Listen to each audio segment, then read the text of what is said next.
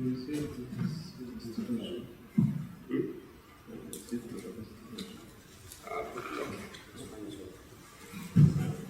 morning. Thank you for coming. This morning session of the training is about availability, information availability. My name is Ingmar, and I'm here to help Ministry of Commerce and Industry to develop next level e-government services, especially InvestEasy. And together with me is Muhammad. And Muhammad will help me to translate the topics into Arabic, so you will have a better understanding. We have in our plan today to do some slides, some principles and theory, and then we will look at the information system where you can see information, and we will discuss in the end what kind of information is available, what kind of information is needed more for you to your work. So don't hesitate to ask questions, and let's have a discussion as well. بسم الله الرحمن الرحيم. النهارده هنكلمكم. هو التدريب دوت مدته اسبوع، يعني هنتكلم فيه عن موضوعات كتير، بس النهارده هنتكلم عن موضوع اسمه information availability، اللي هو اتاحه المعلومات من خلال النظام بتاعنا. طبعا هنكلمكم عن الحاجات اللي موجوده، وبعد كده انتوا لو في معلومات مثلا حاسين ان هي ناقصه ما هياش موجوده تقولوا لنا عليها، يعني ايه اللي ممكن نضيفه في النظام.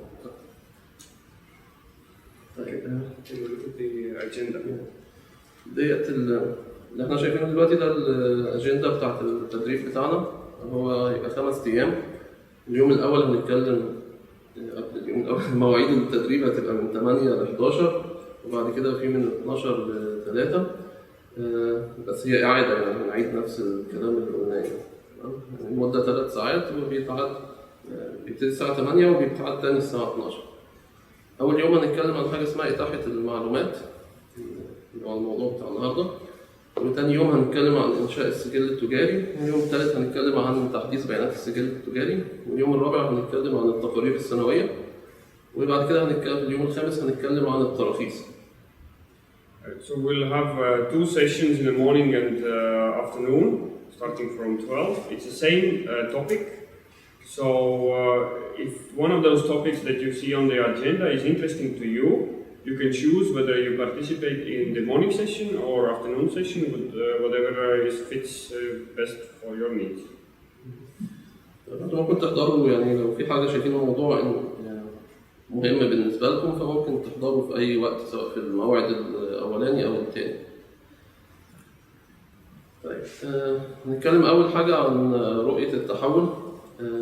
زي ما احنا شايفين الرسمة ديت بتوضح لنا الخطوات اللي كانت بتتم يعني من الماضي لغاية دلوقتي. يعني كان زمان المفروض ان الاشخاص اللي عايزين حاجة من السجل التجاري بيجوا يزوروا الوزارة. ما كانش في معلومات متاحة من اي مكان، لازم تروح للوزارة عشان تعرف اي معلومات انت عايزها. بعد كده ابتدى يبقى في المعلومات تبقى موجودة على البوابة بتاعت تستثمر بسهولة. وبعدين ابتدى الناس تقدر تقدم الطلبات من خلال البوابة. فبالتالي هنقدر نوصل لمرحلة ان كل العمليات ممكن تعملها سواء من يعني في اي وقت او في اي مكان.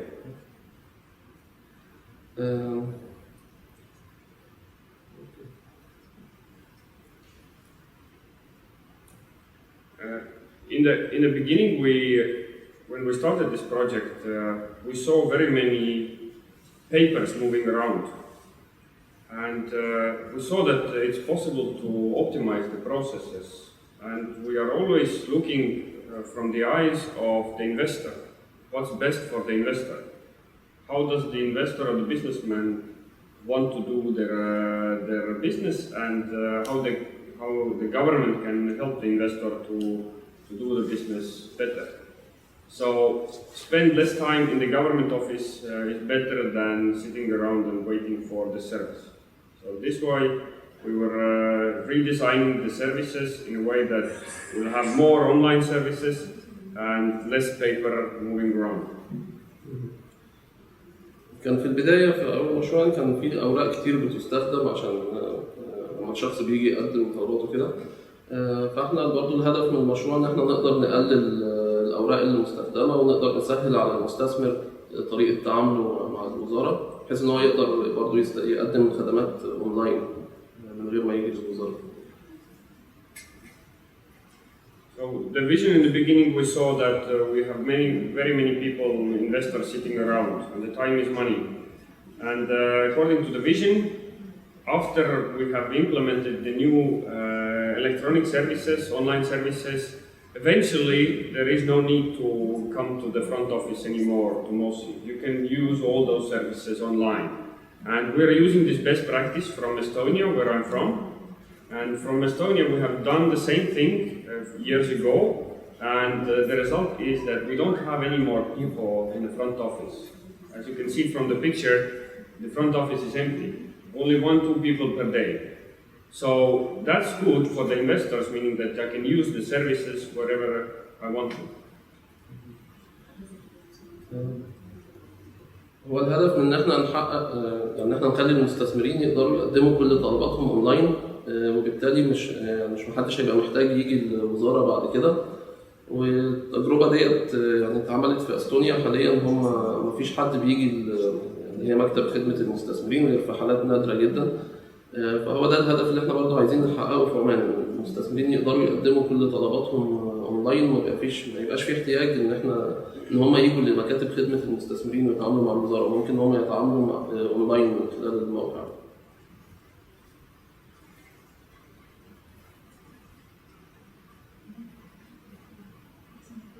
So this Invest Easy project is not only Ministry of Commerce and Industry project. It has very many other partners. And then again, looking from the government side, it seems that there is so many participants in this whole procedures. But from the investor side, it's one government. Whether it is one department or the other department, whether it's one government office or the other one, for the investor it doesn't matter. So Invest Easy is collecting all those different departments, organizations into one single service, and this will help the investors to communicate faster and better.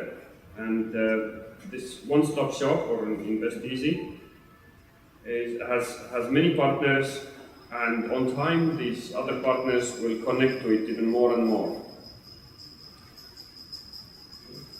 هو النظام بتاع استثمر بسهولة ما هوش خاص بوزارة التجارة والصناعة بس. في جهات حكومية تانية مشاركة في النظام دوت بتقدم برضه خدمات فيه بحيث ان يبقى بالنسبة للمستثمر هو بيشوف النظام ده على انه حاجة واحدة بس هو في الواقع بيتعامل مع جهات كتير.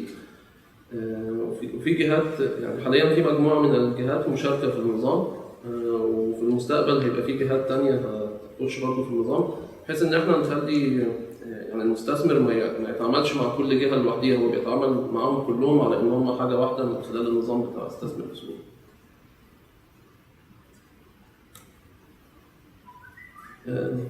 في الرسم ديت مجموعة من الهيئات الحكومية المشاركة حاليا في النظام. يعني عندنا في وزارة القوى العاملة وغرفة التجارة والصناعة والبلدية وهيئة تقنية المعلومات الهيئة العامة لسوق المال. يعني مجموعة الجهات ديت حاليا مشاركة في النظام فيها عاملين انتجريشن معاها.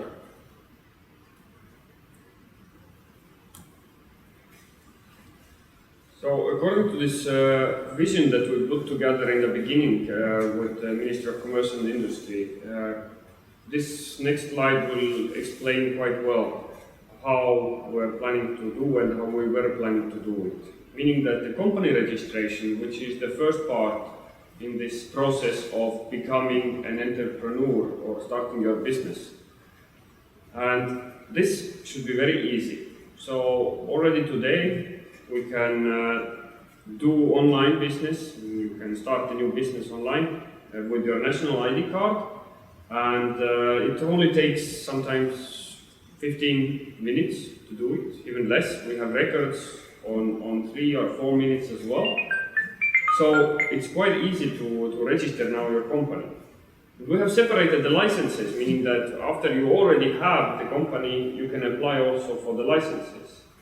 And in the end of the month, we will have option to start license applications via Invest Easy portal as well.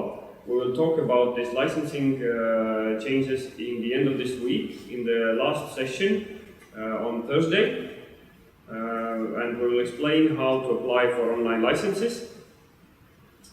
And as we are making this business so easy, we as a government, we also need to give information about the companies, information about the rules, regulations, etc., etc. All this information should be available in this Invest Easy portal. And this is the topic today that we're discussing, what information is available and what is not. And in the end of this process, government wants to see if the companies are doing well or not. Therefore, this annual reporting will be implemented.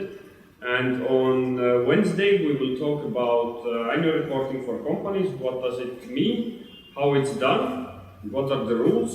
And who should submit annual reports a year?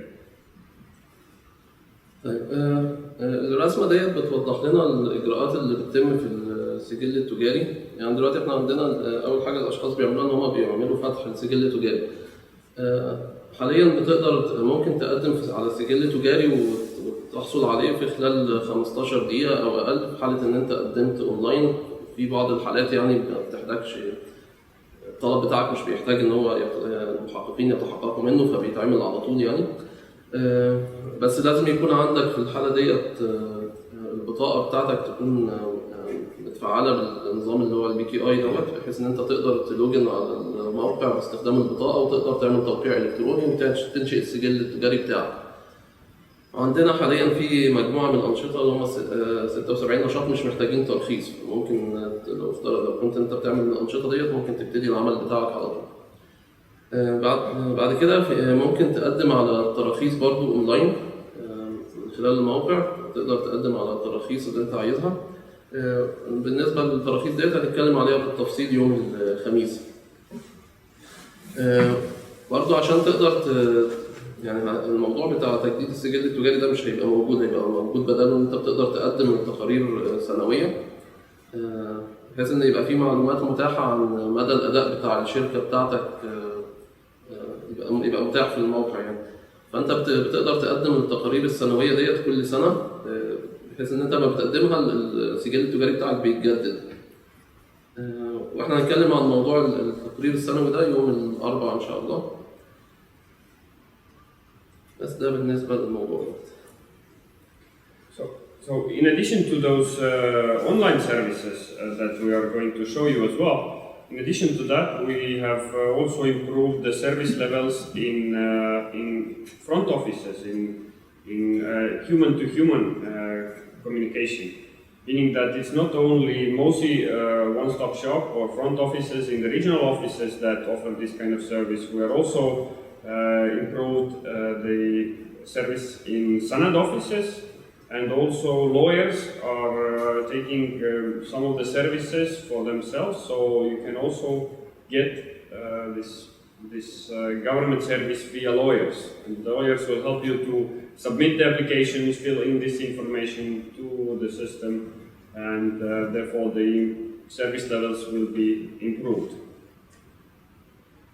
بالإضافة لأن أنت بتقدر تقدم على الخدمات بتاعتك أونلاين، برضو ممكن تقدمها. يعني إحنا حسنا الخدمة بحيث إن أنت تقدر تقدمها برضو من أماكن أخرى. ممكن برضو تقدمها من مكاتب خدمة المستثمرين الخاصة بالوزارة، أو ممكن تقدمها من خلال مكاتب سند، أو ممكن برضو من خلال المحامين. هيبقى في عندهم مجموعة من الخدمات يقدروا يعملوا يعني المستثمر ممكن يعمل الخدمة دي عن طريق مكتب المحامين، أو عن طريق مكاتب سند، أو عن طريق الوزارة، أو يقدر يعمل الحاجات ديت أونلاين. فيبقى في أكتر من تشانل لتقديم الخدمة للمستثمر.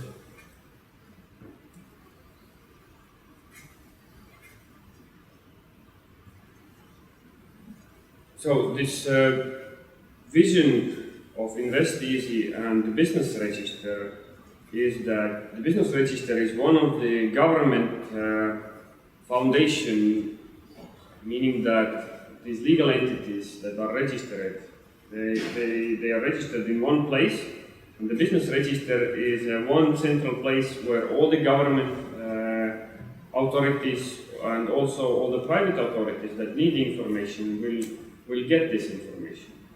And MOSI and this InvestEasy is opening the doors so that information will be publicly available to everybody, so that you can actually check who is your business partner, is the company active or not, what kind of licenses this company has, and eventually also information about the financials about this company, how well the company is doing, is the company growing, and so on.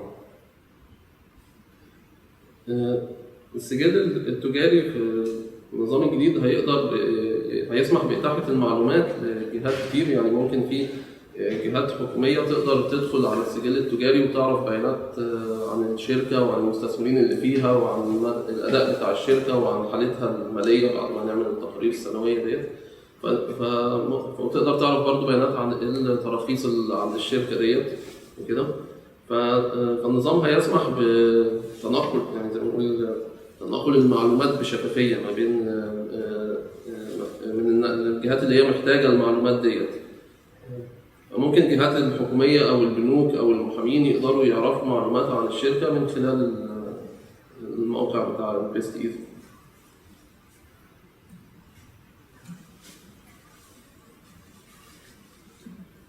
So in here you can see the information what we are going to cover in this presentation, and in the end you should have answers to all of those questions. احنا في الشرح بتاع النهارده هنجاوب على مجموعه من الاسئله ديت. ايه انواع المعلومات اللي هتكون متاحه، مين اللي يمكن يحصلوا على المعلومات ديت، هل البيانات الالكترونيه دي ليها قيمه ولا لا، هل المعلومات هتبقى مجانيه ولا متاحه بنظير مبلغ مالي، وهنشوف برضو ازاي هنقدر نحصل على المعلومات ديت من شبكة الإنترنت أو من الموبايل. And we also put down some of the principles about this information that should be in InvestEasy portal. And on this slide you can see the principles.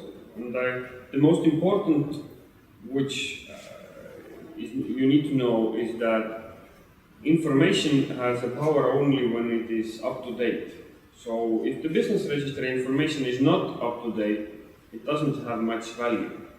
So that is why the CR information up to date, keeping it up to date, is one of the main goals of the project. And in order to keep it up to date, we need to open this information up so that everybody can see this information. When everybody can see this information, they can also see that this information is not up to date. And therefore, the companies will start updating the information more frequently. And there is also one of the concepts that we are implementing, meaning that if government already has this information, the government should not ask this information once again from the investors. They should take it themselves from the register. Meaning that if you go to Ministry of Manpower or Taxation Office, they should not ask from the investor this CR certificate anymore. Because the CR certificate is online available to all government institutions, even free of charge. So investors should start saying that this information is available to you already online. Don't ask this information from me as an investor.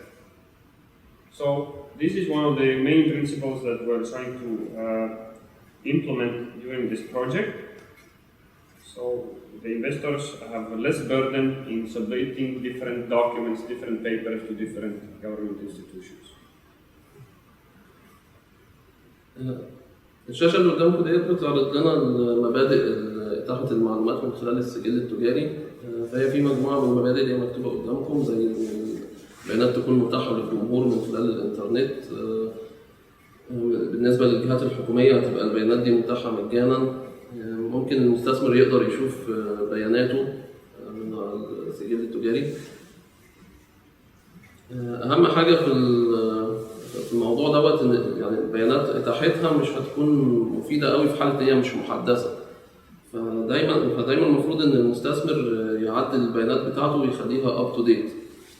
من خلال إتاحة المعلومات ديت إن في جهات كتيرة هتقدر تشوفها وكده، هيبقى يعني ممكن الناس تكتشف إن البيانات دي مش محدثة، لأن فيها بيانات قديمة يعني. فبالتالي يعني الشركة أو المستثمر هيبتدي يحس إنه محتاج يعدل البيانات دي عشان تبقى دايماً محدثة، عشان كل الجهات اللي بتشوفها يبقى عندها آخر نسخة البيانات دي.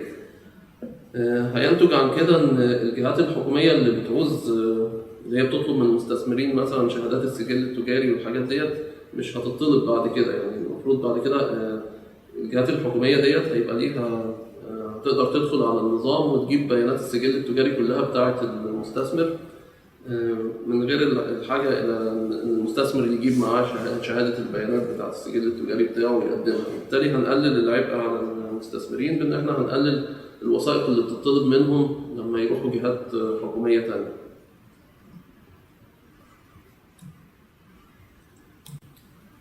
And when we look at this concept of having a process, and the investor should have as much information needed as possible, so we can divide this process into 3 different steps, meaning that we should have information before we start this process, meaning that we should understand what does it mean to be an investor or an entrepreneur or a businessman in Oman. We should have all this information inside the Invest Easy portal. All the regulations, all the requirements, what kind of documents are needed, how long does it take this whole process, what are the fees, and so on and so on. So everything this should be available before I even start. Also the information about licenses and the activity that I want to do. What are the rules in Oman? What does it take? Where should I apply for it, etc. The second step is this registration information, that meaning how to register a company, what type of company should I register, what are the different rules, how can I manage the business, how can I close the business, which kind of application I need to fill, how long does it take to process this application, and so on. So about registration, a lot of information should be in the Invest Easy portal. And once I already have the company, it's post-registration, meaning after the registration is done, what is needed after that? If I want to apply for licenses, if I want to start new activities, if my company has some obligations or some public announcements to the society and everything, this should also be Invest Easy portal, the information. المعلومات اللي هتبقى متاحة من خلال السجل التجاري متقسمة يعني في معلومات بتبقى متاحة ليك قبل ما تعمل تسجيل للشركة قبل التسجيل، وفي معلومات بتبقى أنت محتاجها أثناء التسجيل، وفي معلومات بتعوزها بعد التسجيل. بالنسبة للمعلومات اللي هي قبل ما تسجل، محتاج إن أنت تعرف إيه القوانين اللي بتحكم السجل التجاري وإيه المتطلبات عشان تعمل سجل تجاري جديد، إيه الرسوم اللي أنت محتاج تدفعها، ايه القواعد بتاعت اماكن النشاط لو انت هتعمل نشاط في مكان معين، ايه المفروض يحصل لو عايز تعمل تراخيص المطلوب منك كده. فدي معلومات بتكون متاحه للمستخدم قبل ما يعمل السجل التجاري بتاعه. اثناء عمليه التسجيل بيبقى محتاج برضه معلومات مختلفه، ان هو يعرف ايه الاجراءات اللي بتتم على الطلب بتاعه، حاله الطلب بتاعه دلوقتي، ايه القرارات اللي صدرت بشأنه وكده. بعد التسجيل بتاع السجل التجاري محتاج ان هو المعلومات اللي هتبقى متاحه بقى اللي هي بيانات السجل التجاري نفسها، القوانين بتاعه الترخيص، ايه القواعد، ايه الالتزامات اللي موجوده على الشركه ديت بحيث ان هي بتتسجل في النظام، ايه الاعلانات العامه اللي عملتها الشركه ديت. فبيبقى في معلومات متاحة مختلفة عن أنت لو مش متسجل في السجل التجاري. لما تتسجل بتحتاج معلومات مختلفة عن الشركة بتظهر لك عن طريق اللي هي التقارير السنوية اللي أنت بتقدمها، الالتزامات اللي على الشركة، الإعلانات العامة اللي صدرت بشأن الشركة دي. I have to say that this process of putting this information up and updating this information frequently, it will never end.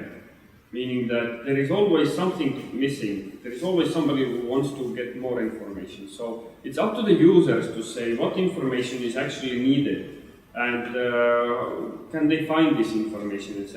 So it should be this feedback communication as well from the users, mentioning which kind of information is more needed for the investors, for the entrepreneurs, or for lawyers' offices, whomever. المعلومات المتاحة عن الشركات أو المعلومات المتاحة في خلال الفترات المختلفة ديت اللي هي التسجيل قبل التسجيل وأثناء التسجيل وبعد التسجيل. المعلومات ديت يعني ممكن ما هياش ثابتة، يعني ممكن تبقى متغيرة طبقا لاحتياجات المستخدمين. يعني ممكن مثلا انتوا تكتشفوا اثناء استخدام النظام وكده تكتشفوا ان في معلومات مش موجوده، يعني فممكن لو انتوا تدونا فيدباك بتاعكم تطالبوا الوزاره بان هي تتيح المعلومات ديت، بحيث ان يعني كل المعلومات اللي محتاجينها المستثمرين او الناس اللي بتتعامل مع الشركات ديت يقدروا يعرفوا المعلومات دي اللي هم محتاجينها كلها من خلال السجل التجاري. One of the first documents that is moving around quite rapidly on the paper format is the CR certificate. And therefore, the project team has developed an electronic CR certificate just to have it as much as possible similar to the paper one. And you don't need to print it out. You can also distribute this electronic copy electronically, sending via emails and using it directly from the register. And this should help to improve the communication between government institutions and also between investors and government institutions. So governments should start asking more electronic format information and checking the information themselves and not burdening the investors of taking the paper from OSS or InvestEasy counter service. بالنسبة لشهادة السجل التجاري في منها نسخة معمولة إلكترونيا اللي هي بتبقى ملف PDF معمول له ديجيتال، معمول له توقيع إلكتروني من الوزارة. فالملف ده ممكن إن هو يتم تبادله بدل من الأوراق. يعني إحنا ممكن لو جهات حكومية عايزة شهادة سجل تجاري ممكن تاخد الملف الإلكتروني PDF دوت اللي هو الشهادة الإلكترونية للسجل التجاري وتقدر تستخدمه بدلا من الأوراق، وهو هيبقى الملف ده موثق من وزارة التجارة والصناعة في توقيع الإلكتروني بتاعه. برضو الشهادة بتاعت السجل التجاري بقى فيها اللي هو الرمز بتاع QR دوت، انتوا عارفين ان انتوا تقدروا يعني من خلاله، يعني مثلا انت جالك شهادة سجل تجاري قديمة شوية عايز تعرف آخر تحديث ليها، ممكن تسكان الجزء بتاع QR دوت وهتروح على الموقع بتاع InvestEasy هيوريك آخر نسخة من الشهادة الإلكترونية ديت، بس انت برضو تقدر تداونلودها وتاخد النسخة PDF. So when to think about it, when you receive a paper CR certificate, how do you know that this paper is still active? Because nowadays you can change company information and sell your company in minutes. So how do you know that this information on the paper is actual information? So the only way to check it is from the source, meaning that the electronic business register is the source of this information. And the paper you cannot trust anymore because it's happening so fast. All the changes will be done electronically. And you don't need anymore this paper. Therefore, you need to check from the online register whether this information which is on the paper is active or not. بالنسبة للشهادة السجل التجاري الورقية ديت ما بتبقاش يعني ما بيتمش فيها تحديث، يعني مثلا نسخة مطبوعة من فترة زمنية معينة فما فيهاش آخر معلومة عن البيانات ديت. فاحنا المفروض إن احنا نتأكد من بيانات السجل التجاري ديت من المصدر بتاعه اللي هو من السجل التجاري من موقع الأونلاين ده. فبالتالي مش هنبقى الأوراق مش هتمثل لنا قيمة كبيرة لأن هي مش قابلة للتعديل، يعني مش كل شوية يعني مستثمر عشان يجيب نسخة جديدة محتاج إن هو يستخرج نسخة جديدة من شهادة السجل التجاري. إنما الموقع أو المصدر بتاع الشهادة ديت اللي هو الأونلاين سيرفيسز هتخليك متاح لك مع آخر تحديث للمعلومات بتاعت شهادة السجل التجاري. Okay, now we're going to look at the demo of this InvestEasy portal. Just out of curiosity, can you show your hands if you have visited InvestEasy portal yourself? حد دخل قبل كده على الموقع بتاع InvestEasy استثمر بسهولة؟ اللي استخدم مواد تستثمر بسهولة ينفع. ما حد؟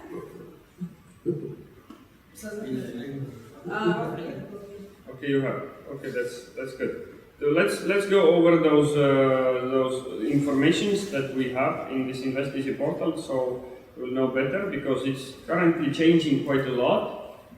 Every month we will do changes, and after a few months we will have more services online as well. So Mohammed will show you how the system will look like, what kind of information is available. And then you can start thinking or writing down to yourself if you have those questions and what kind of information would you like to see more in this InvestEasy portal. وقصد الحين هيعمل لنا ديمو للبوابة. شباب بيعمل ديمو للبوابة كيف نستخدمها، يبقى يعرف إذا عندكم فيدباك مثلا تحس إنه في بيانات للحين ما متاحة في البوابة ممكن إنها تكون متاحة. فتعطونا بس يعني رايكم. They can email us. Or to just mention here as well if needed, so that let's have this discussion. What do you think? What's for your work? What information is needed?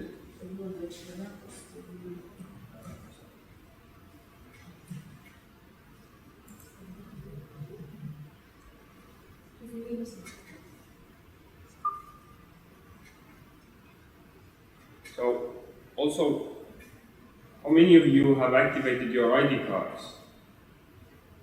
In order to securely get this e-government service, you need to have ID cards activated.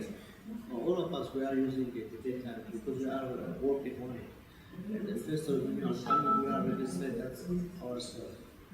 Good, good. طيب هو في 3 طرق للدخول على الموقع.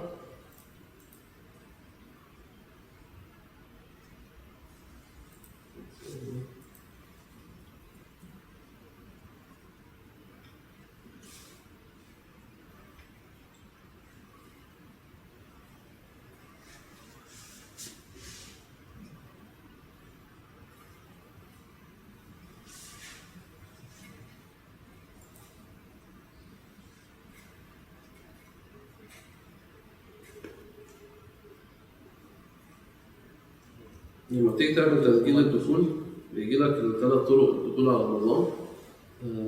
في طريقتين منهم بيسمحوا لك نقول أول حاجة الطريقة اللي هي عمانونا ديت بتاعت عمان، بيبقى ليك يوزر نيم وباسورد بتدخل بيهم تحصل عليهم عن طريق الجهاز بتاع هيئة تقنية المعلومات ده. في طريقة تانية إن أنت بتدخل على النظام باستخدام البطاقة، بس في الحالة ديت لازم يكون عندك الجهاز اللي هو قارئ للبطاقات. الطريقة الثالثة إن أنت بتدخل بالموبايل، لازم يكون عندك السيم كارد أو الشريحة بتاعت الموبايل بتاعك تكون مفعل فيها خدمة الBKI. ديت بتروح بتغير الأول الشريحة بتاعت الموبايل في عمان تل أو في أوريدو على حسب انت، وبعد كده بتروح تفعل الشريحة ديت في الجهاز بتاع هيئة تقنية المعلومات، هو نفس الجهاز اللي انت بتفعل فيه البطاقة. بتدخل يعني رقم الهاتف بتاعك، وبعد كده يخليك تدخل كلمة سر، وبعد كده خلاص بتدفع. تقدر بعدين تعمل سيكرت تجاري في التليفون. تعمل ايه؟ السيكرت تجاري بعدين تعمله في التليفون. بس هو لسه الحكايه ديت لسه ما اتعملتش يعني، لسه تبقى في المرحله الجايه من المشروع. طيب انا هنا دخلت على النظام، نتكلم عن ايه المعلومات اللي متاحه.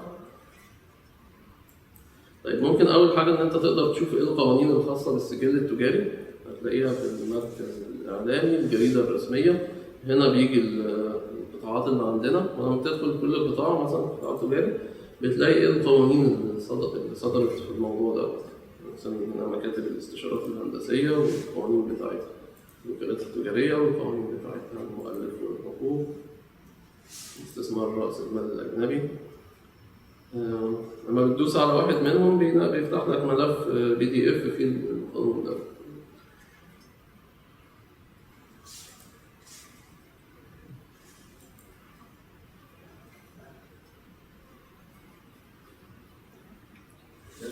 This is quite important that all the rules and regulations are available so that the businessmen actually know what needs to be done and how to act, so that they will know how to act according to the regulations. فالجزئية ديت هتحقق للمستثمرين إن هم يقدروا يعرفوا إيه القوانين اللي بتحكم الأعمال التجارية في عمان. طيب معلش بالنسبه للجزئيه دي من ضمن الاشياء الناقصه هي القرارات الداخليه بتاعت الوزاره. مثلا حاليا استثمار راس المال الاجنبي، راس المال الشركه لا يقل عن 150,000 ريال. في تعريف فيها ان لو الشركاء اكثر من 3 شركاء لازم يزيد راس المال عن اكثر من 150,000 ريال. القانون مش موجود في الموضوع ده. داخل الوزاره القرارات دي موجوده. لما نيجي ندخل على تفعيل التسجيل او التغيير في الشركه، الموضوع بيكون متوقف معانا. He says that I will write down those questions as well. Yes. Okay. He said that this menu doesn't contain the internal regulations. Should contain. Yeah, should contain. Very good proposal, and we have planned to develop this rule book related to business registration, so that all the rules that should be available also in this regulation, and also the internal regulations making this back office to work as well, so that all the lawyers and society would know what are the rules that needs to be followed. Yes, I agree. Very good. طيب بعد كده نشوف برضو حاجة تانية متاحة على الموقع، إن أنت تقدر تشوف الإعلانات العامة اللي بتتم على الشركات عن طريق إن أنت بتروح عثور على معلومات، بعد كده بتروح الإعلانات العامة، بحث في الإعلانات العامة. هنا النظام بيجيب لك الإعلانات العامة اللي كان مصدرها الوزارة أو الشركة. يعني إحنا عندنا في الشركات بتعمل إعلانات عامة، وكذلك الوزارة بتعمل إعلانات عامة لما يحصل تعديل في بيانات الشركة. مثلا لو شركة رأس مالها اتغير بيحصل لها إعلان عام كده. طيب فالموضوع بتاع الإعلانات العامة ده متاح للأشخاص إن هم يقدروا يبحثوا فيه. ممكن تروح على خدمة البحث في الإعلانات العامة، وعندك هنا الجزئية اللي فوق ديت فيها معايير البحث. ممكن تختار إعلان معين نوعه، تختار الفترة الزمنية اللي صدر فيها الإعلان دوت، أو ممكن إن أنت تدخل عبارة معينة وتبحث بيها تكون موجودة في الإعلان. فبتجيلك النتائج بتاعة البحث، بتقدر تشوف تفاصيل الإعلان الأسعار.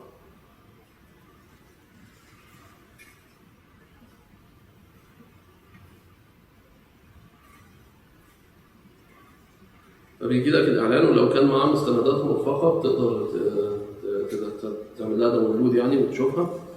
فدي حاجة برضو من الحاجات المتاحة في البوابة.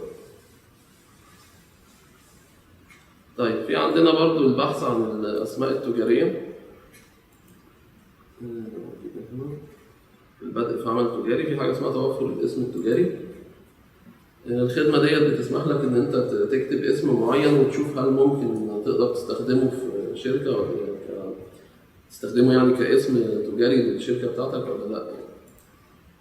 ممكن تبحث عن اسم عربي أو إنجليزي، النظام بيتأكد من القواعد بتاعة الاسم ده هل هو مطابق للقواعد بتاعة الاسم التجاري ولا لأ. هل هو مثلا موجود فيه كلمات ممنوعة أو لو هو فيه كلمات مثلا محتاجة تنبيه معين، مثلا لو أنت عامل اسم تجاري في مثلا كلمة العمانية مثلا، ففي الحالة ديت بيبقى في شرط كده إن لازم رأس المال ما يقلش عن $500,000، فممكن تظهر لك المعلومات ديت. ممكن برضو النظام بيتأكد إن الاسم اللي أنت بتختاره دوت ما يكونش موجود قبل كده، ما يكونش حد قدم عليه قبل كده واترفض، فبتبحث عن الاسم اللي أنت عايزه. ولو في أسماء شبيهة ليه في النظام فالنظام بيجيب لك الأسماء دي. مثلا ناخد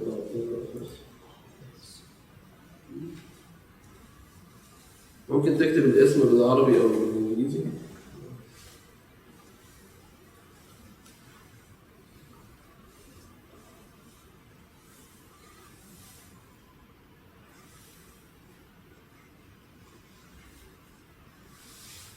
طيب هنا بيجي لك النتيجة، بيجيب لك الأسماء المشابهة وهنا بيقول لك إن الاسم ده فيه تطابق جزئي مع اسم علامة تجارية. ممكن برضه نبحث عن اسم تاني، نشوف مثلا الاسم يكون متاح.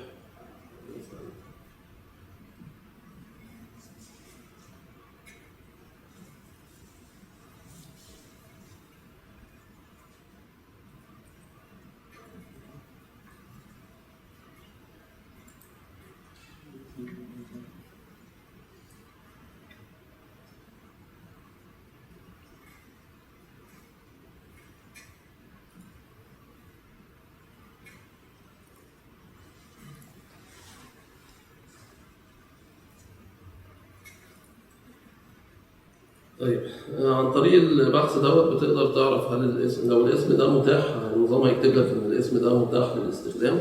لو في اسماء مشابهه ليه بيجيبها لك النظام هنا. الاسماء المشابهه دي ممكن تكون ممكن يكون اسم شركه او اسم علامه تجاريه. فانت ممكن تدوس على عرض وتعرف بيانات الحاجات المشابهه دي. يعني مثلا لو شركه، لو دوست على عرض هيعرض لك بيانات الشركه دي. لو دوست على علامة تجارية هيعرض لك بيانات العلامة التجارية.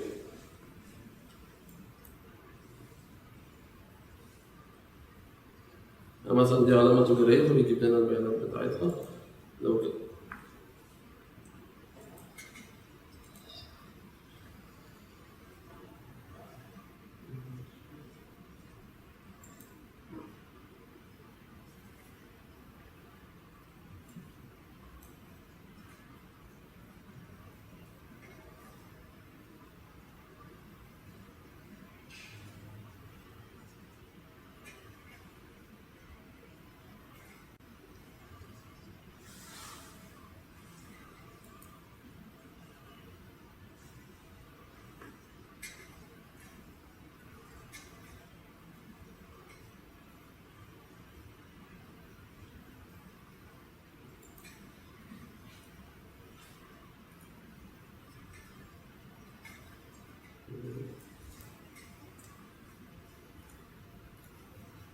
طيب لو كان في نتيجة البحث شركات، لما تدوس على العرض هيجيب لك بيانات الشركة دي. في برضو حاجة اسمها البحث عن علامات تجارية. ده بيبحث بس في العلامات التجارية. لو توفر الاسم التجاري بيتأكد إن الاسم ده خاضع للقواعد بتاعة الاسم التجاري ولا لأ. بيبحث في الأسماء الموجودة وفي العلامات، في أسماء الشركات الموجودة، وبيبحث كذلك في العلامات التجارية الموجودة. في بحث خاص بالعلامات التجارية بس.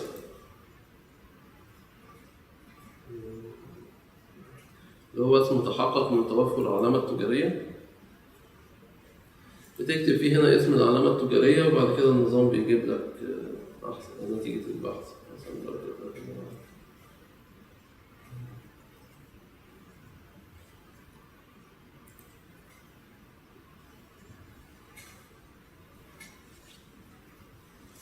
لو بيجيب لنا النظام هنا العلامات التجارية المشابهة اللي احنا كتبناها.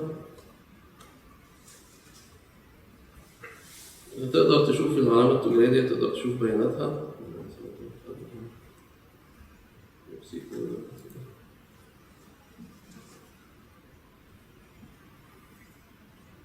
يجيب لك معلومات عنها، اسمها ومتسجلة امتى ومتسجلة في انهي دولة وتاريخ التسجيل بتاعها وتاريخ انتهاء التسجيل بتاعها.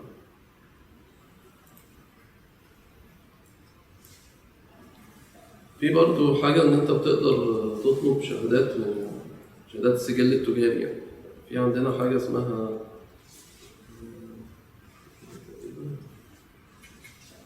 طلب شهادات تجارية. في خدمة اسمها طلب شهادات تجارية، دي بتسمح لك إن أنت تقدر تطلب مثلا شهادة سجل تجاري أو شهادة لمن يهم الأمر. ديت يعني الخدمة ديت بفلوس، يعني بتتكلف 5 ريال. أنت ممكن تطلب بيانات سجل تجاري معين وبتدفع أونلاين، بتداونلود الملف PDF بتاع الشهادة بتاع السجل التجاري.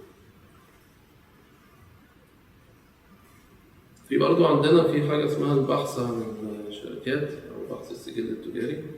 هنا بحث في السجلات التجارية، بتقدر تبحث عن سجل تجاري برقمه أو باسمه، وممكن في بحث متقدم بيديلك معلومات أكتر للبحث. مثلا نجرب رقم السجل التجاري دوت.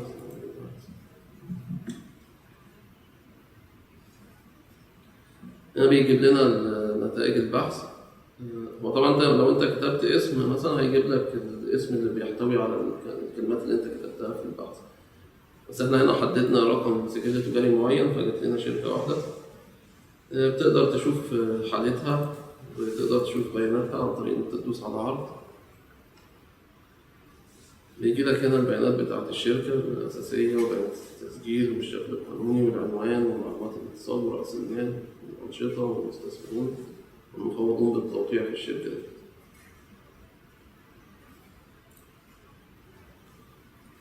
بس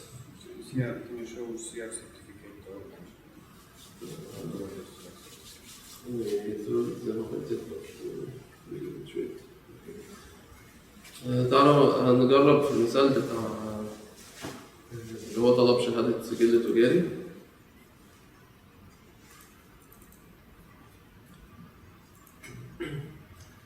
لما بنيجي نختار هنا شهادة سجل تجاري بيقول لك إن هي هتكلفك 5 ريال، وبعد كده تبتدي العملية عن طريق تدوس طلب الشهادة التجارية.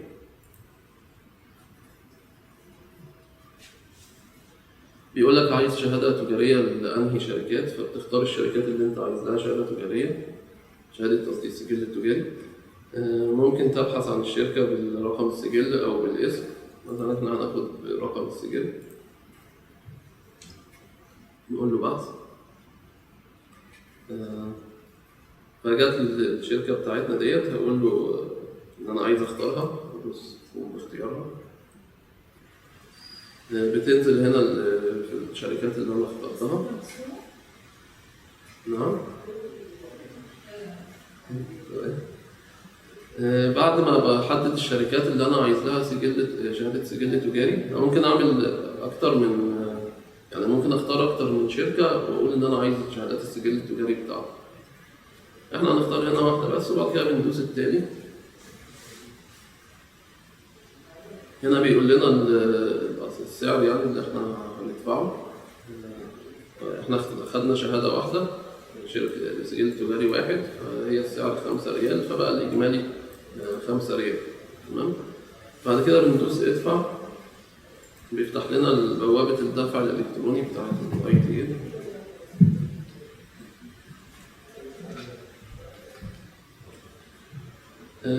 بنبتدي ندفع الرسوم ديت اونلاين، وبعد ما بنخلص العمليه بيجيب لنا النظام بيجيب لنا الملف البي دي اف بتاع السجل التجاري ده، بحيث ان احنا نقدر نداونلوده.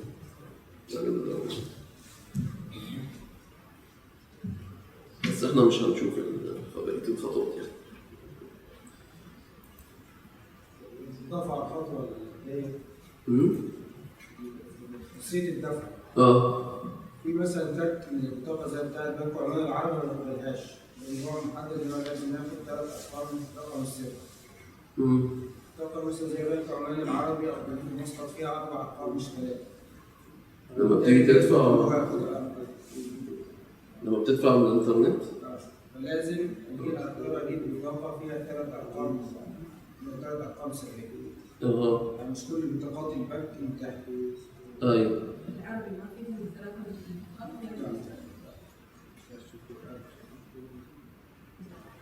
تمام. هي الجزئية بتاعت الدفع ديت معمولة بواسطة هيئة تقنية المعلومات، يعني احنا ممكن نبقى نتواصل معاهم ونشوف ايه سبب الموضوع ده.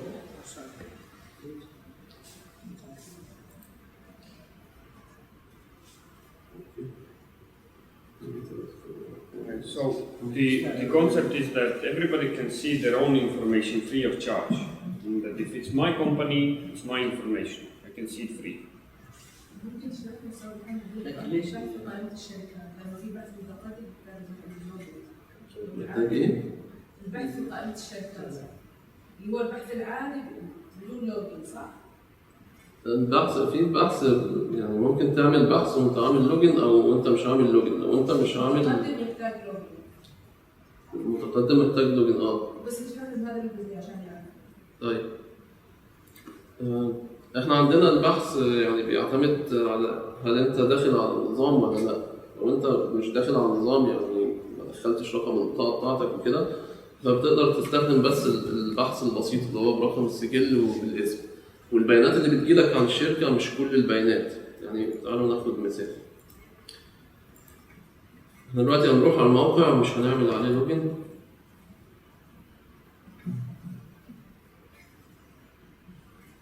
وهنروح على خدمة البحث بتاعت الشركات ديت، بحث في السجلات التجارية. هنا هنلاقي ما جالناش الزرار بتاع بحث متقدم. يعني هو ما فيش لو انت مش عامل لوجن على النظام، يعني انا دلوقتي مش عامل دخول على النظام بالبطاقة. فلو شخص دخل على الموقع وهيبحث عن الشركات وخلاص، فهيقدر يبحث برقم السجل وبالاسم التجاري. طيب لو جينا مثلا نبحث على نفس السجل اللي احنا بحثنا عنه واحنا مش عاملين دخول على الموقع وعملنا بحث، هنشوف ان البيانات اللي بتجيلنا اقل من البيانات اللي بتجيلك لو انت عامل لوجن. لو جينا عملنا عرض هتلاقي دي البيانات بس اللي جت، اللي هي البيانات الاساسيه وبيانات السجل والشكل القانوني. فالمعلومات مش كتيرة. لو انت عملت لوجن على الموقع اللي هو زي ما احنا شفناه هنا مثلا في البراوزر ده عامل لوجن، لما بنيجي نروح على البحث السجلات التجارية، في عندنا برضو ممكن تبحث برقم السجل او بالاسم التجاري. في حاجة اسمها بحث متقدم. بحث متقدم ده لما بتدوس عليه بيجيب لك معايير بحث اكتر، بحيث ان انت ممكن تقدر تبحث بمستثمر مفوض بالتوقيع. يعني مثلا عايز تعرف الشركات بتاعت مستثمر معين، فممكن تكتب رقم البطاقه بتاع المستثمر والنظام يجيب لك كل الشركات اللي المستثمر ده مستثمر فيها. ممكن تبحث بحد مفوض بالتوقيع، تقول عايز الشركات اللي فيها شخص معين مفوض بالتوقيع، فتدخل رقم البطاقه بتاعته، النظام يجيب لك كل الشركات اللي هو فيها مفوض بالتوقيع. ممكن تبحث عن شركات بالشكل القانوني او بالانشطه اللي عندها. يعني البحث المتقدم فيه اختيارات كتير. في حاجه تانية برضو، ان انت لما بتيجي تعمل بحث وانت عامل لوجن بيجي لك بيانات اكتر.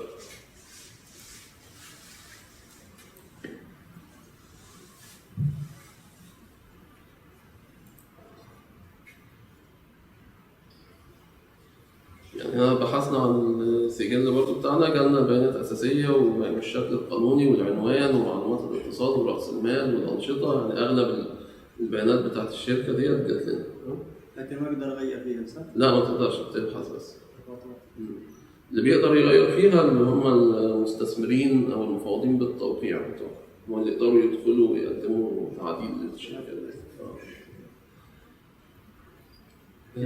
استاذ الان التحديث اللي فيها او التصحيح الى الان خاصيه التصحيح مو موجوده الا تدفعها للسوق حتى لو كان بالخطا يعني صح شركه عملتها في مكان معين تنقل مكان معين تغير فيه التصحيح لا زال المبلغ يعني يدفع فيه لان ما في خاصيه التصحيح. تصحيح الرسوم انت تعدلها يعني؟ تصحيح يعني تصحيح سجل تصحيح تصحيح اليوميات تصحيح بعض الاشياء تصحيح موقع النشاط يتكلم رسوم. ايوه انا اعرف يعني ان في المرحله الجايه هيبقى في امكانيه ان الموظفين يعني بتوع الوزاره يقدروا يصححوا في البيانات بتاعه الشركه من غير ما يدفعوا رسوم. ايوه يعني في المرحله. طيب الان حاليا هل المستثمر نفسه يقدر يصحح؟ المستثمر يقدر يقدم طلب يعني اونلاين ان هو يعدل بيانات السجل بتاعه. لكن هل يدفع يعني؟ بس هيدفع رسوم. يدفع رسوم؟ ما بيقدرش يعني اي حاجه بتتعمل من الموقع اونلاين برسوم. يعني المره الثانيه التصحيح يكون فري يعني؟ في المرحله الجايه في تصحيح بس مش معمول هو معمول عشان لو في اخطاء حصلت من موظفين في الوزاره، يعني مثلا جالهم شخص عايز يقدم طلب ودخلوا مثلا هم البيانات غلط، مثلا هو كان عايز نشاط معين اختاروا له نشاط تاني مثلا. تمام، فهيبقى في امكانيه ان الحاجات ديت تتصلح، يدوا صلاحيه لموظفين معينين في الوزاره ان هم يقدروا يصلحوا البيانات السجل التجاري اللي فيها اخطاء زي كده من غير ما يبقى في دفع رسوم. وتحميل الشهاده اللي نحملها ايش فائدتها؟ فالحين انا ليش يعني ادفع 5 ريال او 11 تحمل الشهاده؟ عشان مش بتاعتك، هي لو بتاعتك هتبقى ببلاش. يعني لو انت مستثمر، انت لو انت مستثمر في الشركه او مفوض بالتوقيع في الشركه بتنزل الشهاده بتاعتها ببلاش. انما لو انت شخص تاني مالكش علاقه بالشركه، فانت بالنسبه لنا انت بتشتري شهاده سجل تجاري بتاعت شركه ثانيه. عاديه يعني. فالحاله دي بتدفع 5 ريال. ال5 ريال دي عشان انت تاخد شهاده سجل تجاري بتاعت شركه ثانيه. انما لو الشركه بتاعتك، يعني مثلا نفترض هنا دي الشركه دي متهيألي انا موجود فيها. لو انا عايز يعني مثلا انا دلوقتي مستثمر في شركه وعايز ادخل اونلاين واجيب الشهاده بتاعتي، فهروح على سجلي التجاري اللي فوق ديت،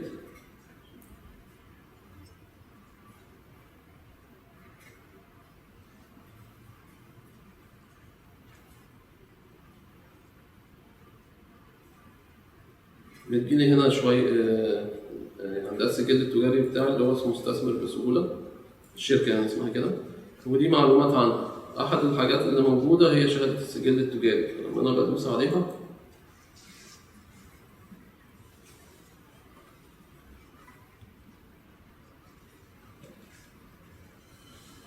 هتروح نازله لي الشهاده بتاعتي هنا، تنزل من غير ما ادفع رسوم يعني.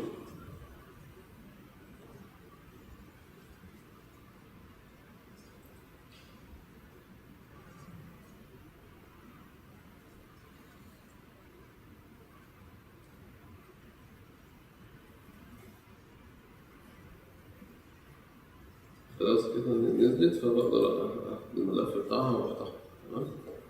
تمام. فأي واحد مستثمر أو مفوض بالتوقيع في شركة أو واخد صلاحية يعني على الشركة ديت، إن المستثمر ممكن يفوض شخص تاني يديله صلاحية على الشركة بتاعته. فأي حد من الأشخاص دولت ممكن يقدر يحصل على شهادة السجل التجاري بتاع الشركة بتاعته من غير رسوم. الرسوم ديت موجودة في حالة إن أنت عايز تجيب شهادة سجل تجاري بتاعت شركة أنت ما أنتش مستثمر فيها أو ما أنتش مفوض بالتوقيع فيها.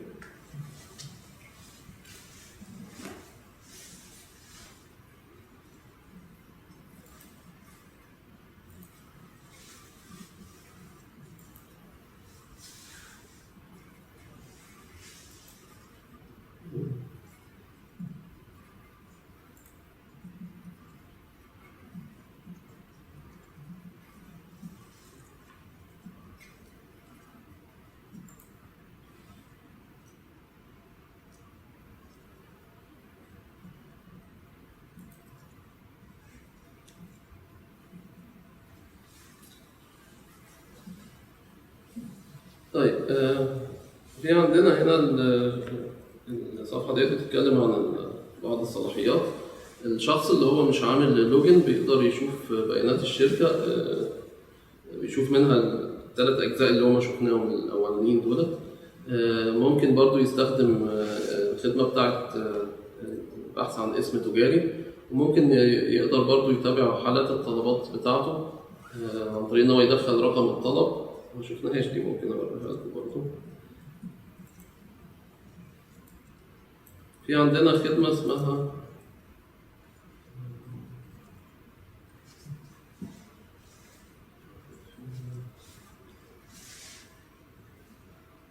عرض حالة الطلب. عرض حالة الطلب دي بتسمح للشخص إن هو يدخل رقم طلب معين، تاريخ تسليمه أو رقم البطاقة بتاعته، ويقدر يعرف الطلب ده حالته إيه دلوقتي. تمام؟ فالحاجات دي، مجموعة الخدمات ديت اللي هي عرض بيانات الشركة، الأجزاء الثلاثة اللي احنا شفناها، أو إن أنت تقدر تبحث عن اسم تجاري، أو إن أنت تقدر تعرف حالة الطلب، ما هياش محتاجة إن أنت تدخل على النظام. أي شخص ممكن يروح على الموقع ويستخدم الخدمات ديت على طول.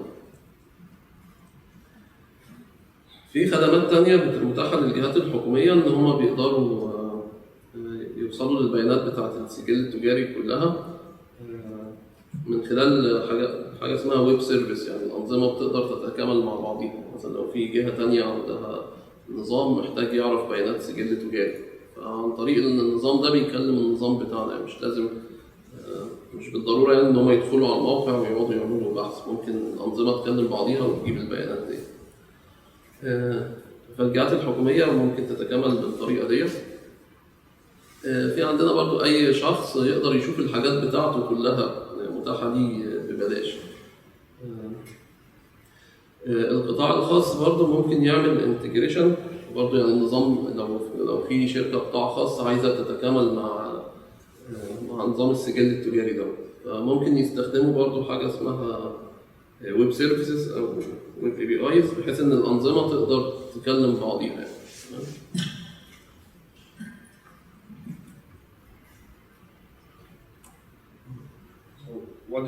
What is good about this information availability is that you can use this information to improve other processes as well. So business register is one of the sources of basic information that government is registering. And when this information is used in other services, CRM management inside the companies, or keeping records of books, annual reports, financial information, everything this can be used via XML services, meaning that you can import company information directly to your own system or to your own needs. And you can also analyze this information when making market analysis or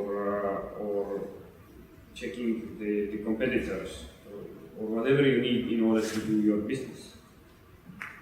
Therefore, these XML services can be integrated and even build a business on top of it, meaning giving more additional information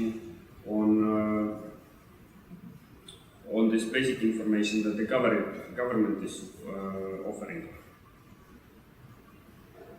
طيب زي ما قلنا ان حكايه ان الانظمه بقت تقدر تكلم بعضيها ديت عن طريق خدمات الويب سيرفيس او خدمات الاكس ام ال ديت، هتتيح للاشخاص يعني الجهات اللي هتشارك في استخدام الخدمات ديت، ممكن يبنوا تطبيقات فوق السجل التجاري. يعني مثلا ممكن تعمل هو في زي ما قلنا هيبقى في بيانات متاحه في السجل التجاري عن التقارير الماليه بتاعت الشركات، الالتزامات بتاعتها، فانت ممكن تعمل تطبيقات فوق السجل التجاري دوت، بتقدر من خلالها ان انت تعمل مثلا ابحاث عن السوق، او تقدر تشوف تعمل تحليل للمنافسين ليك عن طريق اتاحه المعلومات ديت من خلال الويب سيرفيسز. So what I want to say that it's not only government institutions that can have access to this information, also private institutions, private companies can have access to this information. يعني مش بس الجهات الحكومية الأنظمة بتاعتها ممكن تتكامل مع نظام السجل التجاري، ممكن برضو لو في جهات قطاع خاص عايزة تعمل برامج بتتكامل مع السجل التجاري فتقدر تعمل. طيب في عندنا There are just quite many government institutions that are already connected to those XML services, computer-to-computer communication, meaning that when investor goes to Ministry of Manpower, the Manpower checks automatically this information about investors from the business register, from the InvestEasy. And the same way, other government institutions are implementing these services into their own systems so that systems will become intelligent and check automatically all the information. For example, when company information is not renewed, Ministry of Manpower will automatically know it. They can see it. So the next time you want to get the service from the government will say that first of all, you need to go and renew this information in the business register. So you will not get a service if this information is not updated frequently. طيب هو حاليا في مجموعة من الوزارات أو الجهات عاملة تكامل مع النظام، وده بيتيح توفير المعلومات عن السجل التجاري ليها بحيث إن هي تقدر تستخدمها وتتأكد من شروط معينة أثناء لما أنت بتروح تطلب الخدمات من الجهات ديت. وبرضه ده هيخلي إن الجهات تقدر تعرف إذا كان السجل التجاري بتاعك بياناته محدثة ولا لأ. إن أنت لو جيت مثلا تطلب حاجة معينة يعني كمثال يعني أنت جيت تطلب حاجة معينة كان مطلوب مثلا إن أنت رأس مالك يكون قيمة ما يقلش عن قيمة معينة، فلو أنت هتلاقي لو رحت جهة تانية هتقدر الجهة دي هتعرف من خلال بيانات السجل التجاري بتاعك إن أنت مثلا رأس مالك أقل فما تقدرش تستخدم الخدمة ديت، فبالتالي هتضطر إن أنت تروح تعدل بيانات السجل التجاري بتاعك. فمن خلال التكامل دوت يعني هنقدر نخلي المعلومات تبقى متاحة للجهات الأخرى، ومن خلال الإتاحة ديت هتبقى أنت يعني لازم تخلي بيانات السجل التجاري بتاعك دايما محدثة. So it's not only for the government that this is making things simple. It's also for the companies themselves, the investors, the signatories. They don't need to take around these papers anymore. Government can automatically check this information quickly. But it also makes the life or the business environment in Oman more secure, meaning that all this business information will be available to everybody. And everybody knows that whether this company is active or not, whether this partner of yours is fulfilling all the obligations, and it will get better satisfaction from the customers as well. But when we look at the benefits that this project, these electronic systems, they are bringing to us, then there are the short-time benefits that we can already see today. More information, better overview, more security.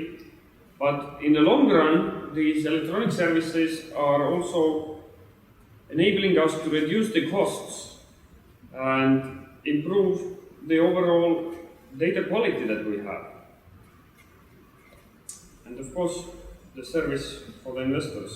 They will get it faster and more conveniently from their own office or from their own home.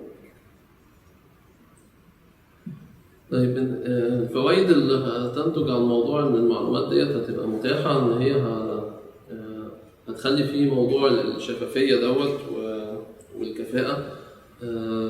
يعني مثلا لو انت عايز تعرف معلومات عن شركة معينة هل هي يعني عندنا في الالتزامات بتاعت الشركة بتتسجل في السجل التجاري، فانت لو عايز انت مثلا تشتغل مع شركة معينة عايز تعرف الشركة دي وضعها عامل ازاي، هل هي بتدفع الالتزامات بتاعتها ولا ما بتدفعش حاجة، ظروفها، فتقدر تحصل على البيانات دي.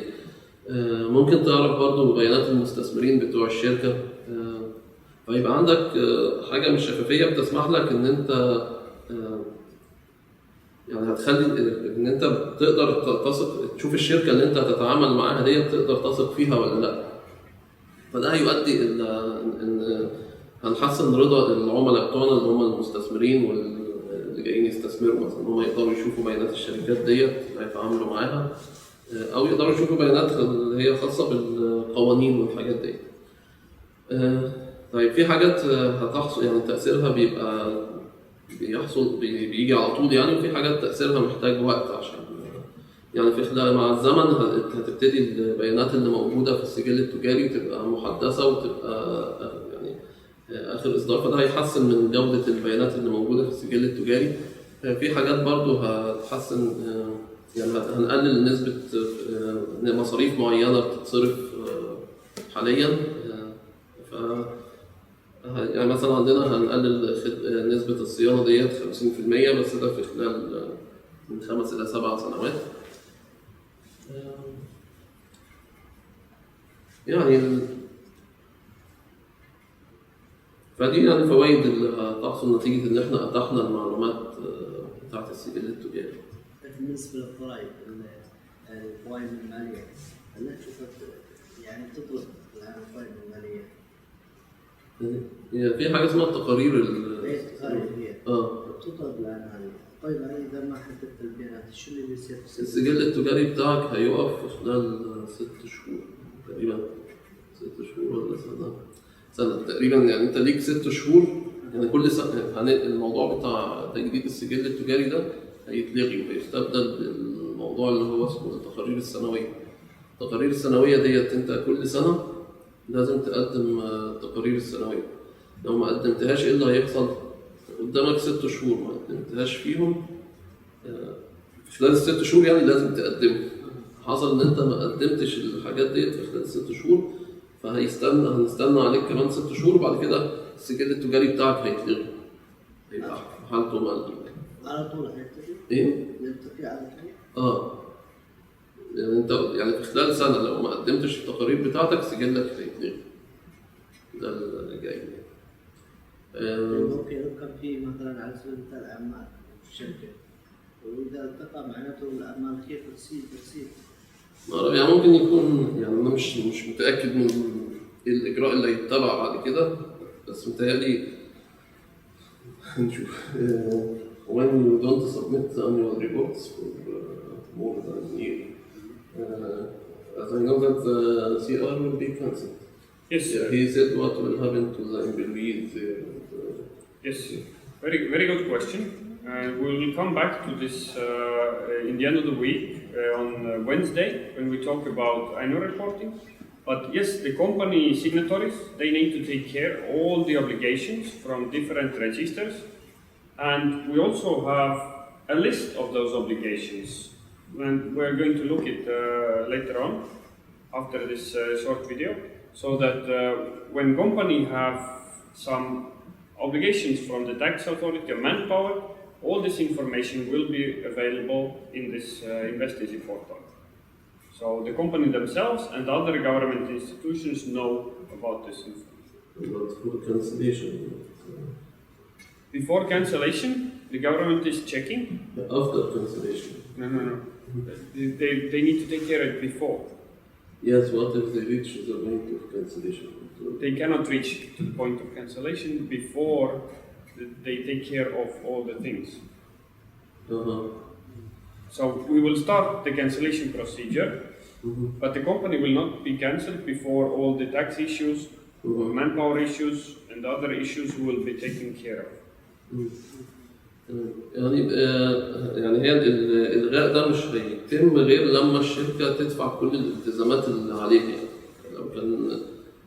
لو كان في العمال دول ليهم فلوس مثلا ياخدوها قبل ما الشركة تبدأ.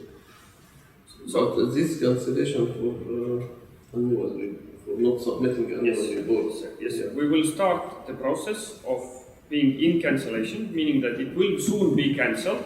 Everybody can see that this company will soon be cancelled, and if we cannot find the signatories and investors of that company, and manpower will start their own process of finding those people that are on the market, this foreign labor or so on. Tax authorities will start seeing if this company has tax debt or something else.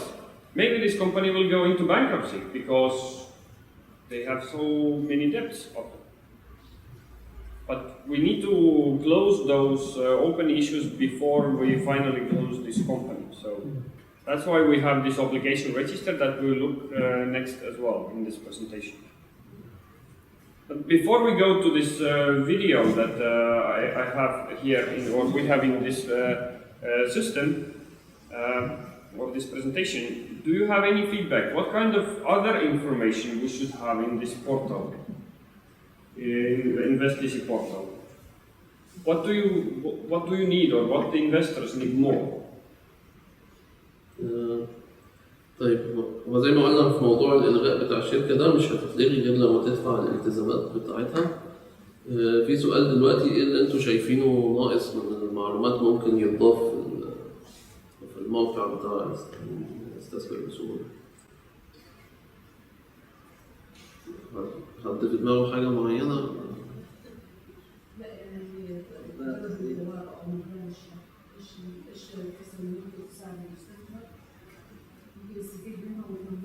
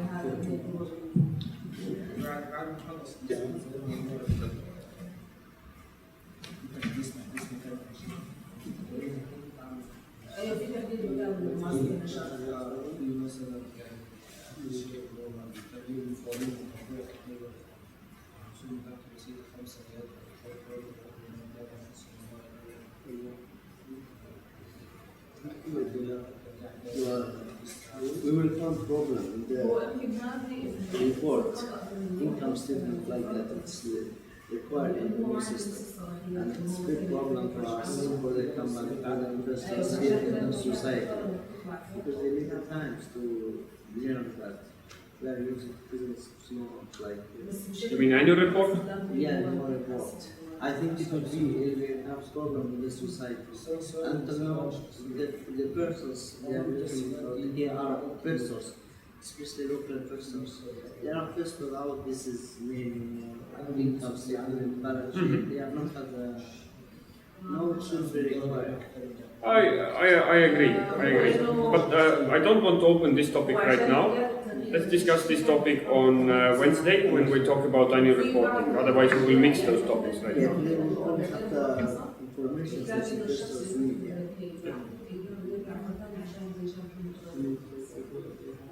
فهي في يعني جزئيات بس ما بنتكلم الربط بتاع مثلا المصلحة على البيت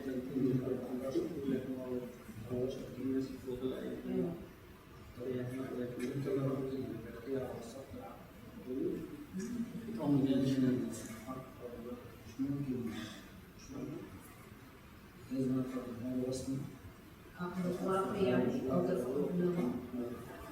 شو ممكن يكون متأكد من هذا مش كده بقول لك أي حاجة احنا بنسألها على He was asking for the municipality. Like he will go to the municipality and sign the agreement, okay, or Rental agreement? Yeah, rental agreement. And then he needs to go back to front office to authorize that. توثيق اللي هو authorize. Yeah, this signature. Yeah. Not He was signature, wondering why but can't address. they check? Yeah, why can't they check this through the system as we have integration with the master principal? Yes, there are some issues on that topic, but it should be possible to use it online, so you actually don't need to come to the front office, but use online services to validate your rental agreement through the system, meaning that there is integration, but it's we have this problem of addresses. In Oman, there is no address system, so it's very hard to match the information from one register to another automatically. So it means that once you have the company, then you can sign rental contract, and then you need to go back to the company registration to say which are those correct addresses and rental agreements on that. So we're trying to improve that service as well. And the biggest problem is that there is no list of addresses, official list of addresses. That's where the problems start. But you should use this service online, not to come to the front office. Yeah, he was wondering that with all the services watched in the portal, still you can see the number of investors in the front office. It's not reduced that much like it's supposed to be. Yes, I agree that currently we have about 20 to 30% coming in online, meaning that it's a quite good number to the first year. And it will improve once people start using more and more those e-services. Every user, they need to buy themselves this ID card reader in order to use those electronic services and activate the ID cards. So basically, Invest Easy is the first project in the government that is actually starting to implement more and more these e-government services and to use ID card on the online services. That is why it's taking a bit longer time than expected. But it will improve quite efficiently. And the government is pushing more services out, meaning that some of the services will not be allowed anymore in the counter. More and more are put to the internet.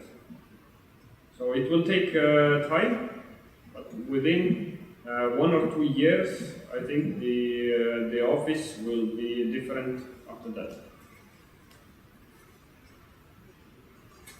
But let's look at this video. This video is about online marketing and online business world. Because whether we want it or not, the businesses are moving to the e-world, the online world. And the government needs to deal with this and go hand in hand with it. Also start thinking the same way as the businessmen are doing. And I think this video is a very good example of how the businessmen today work and how the businessmen will check information online. There's a video before and after the online world. Can you run it?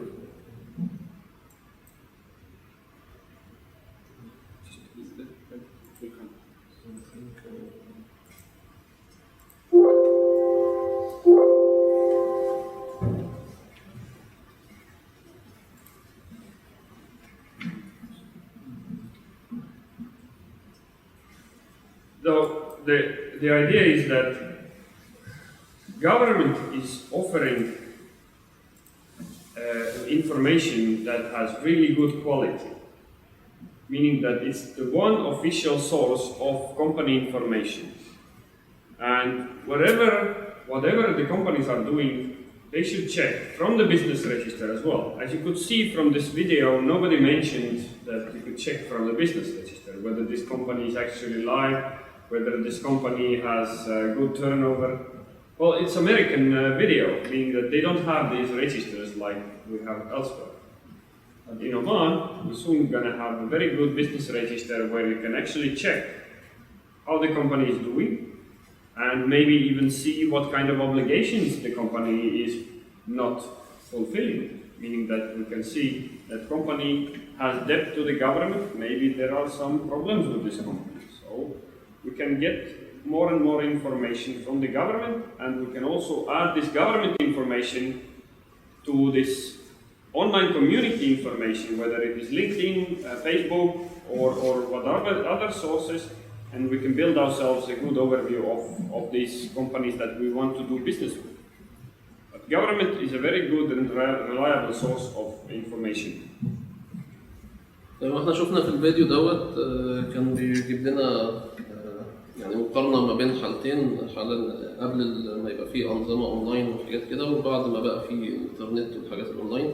فكان قبل ما يكون في معلومات متاحة أونلاين ما كنتش بتبقى عارف، يعني لو في شركة بتتعامل معاها ما بيكونش عندك أي معلومات عنها يعني. بعد ما بقت في معلومات متاحة من الإنترنت، في الفيديو مثلا كان بيتكلم عن لينكد إن وجوجل وكده، فإن أنت بقيت تقدر تبحث عن معلومات أكتر عن الشركة دي.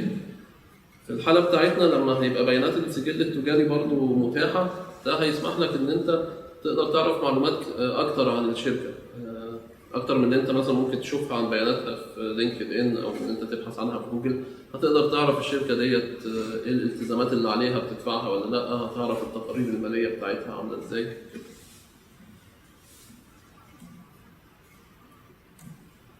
We also have mobile services. I don't know. Who has this Investis mobile app in your phone? You should try it because it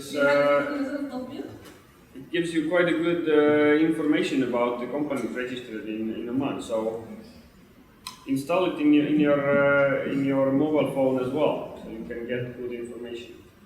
طيب احنا في عندنا برضه تطبيق للموبايل. التطبيق يختلف عن ما تشرحش يا استاذ محمد غير ما ينزله، خليه ينزله. اقول لهم إيه اللي فيه. نزل يا استاذ محمد التطبيق يا استاذ احمد. لكن التطبيق الان مش متاح. لا موجود بس حاليا ما فيهوش خدمات كتير. نزلت التطبيق؟ نزلت التطبيق.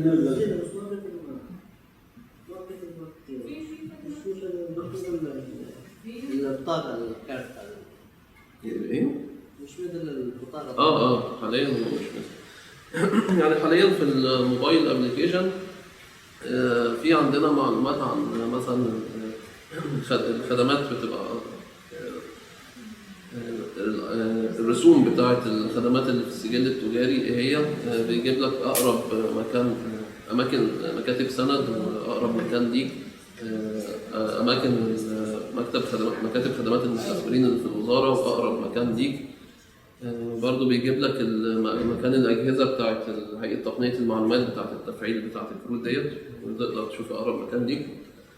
في برضو ان هو تقدر تبحث عن اسم تجاري تشوفه هل هو متاح ولا لا.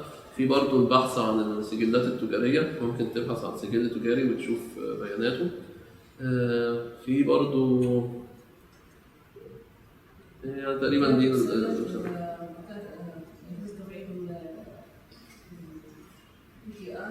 ايوه مكاتب سند وين مواقعها بالضبط، وين اقرب مكاتب سند.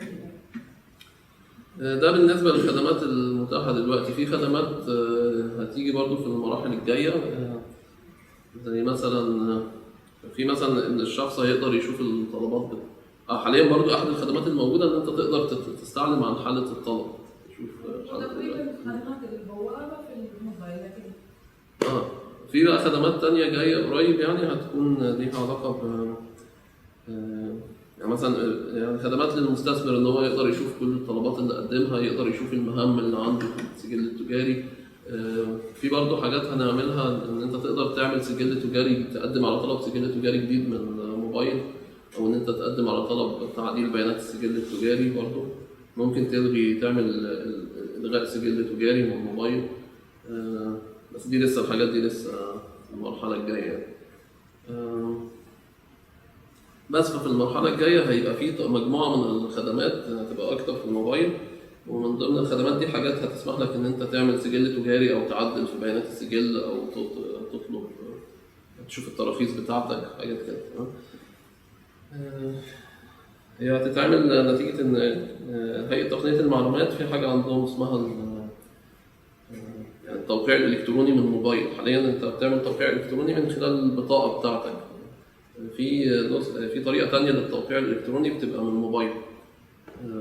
فالموضوع ده يعني لسه مع هيئة تقنية المعلومات يعني خلصته قريب، فاحنا بناء عليه عاملين الخدمات الجديدة ديت في المرحلة الجاية إن شاء الله.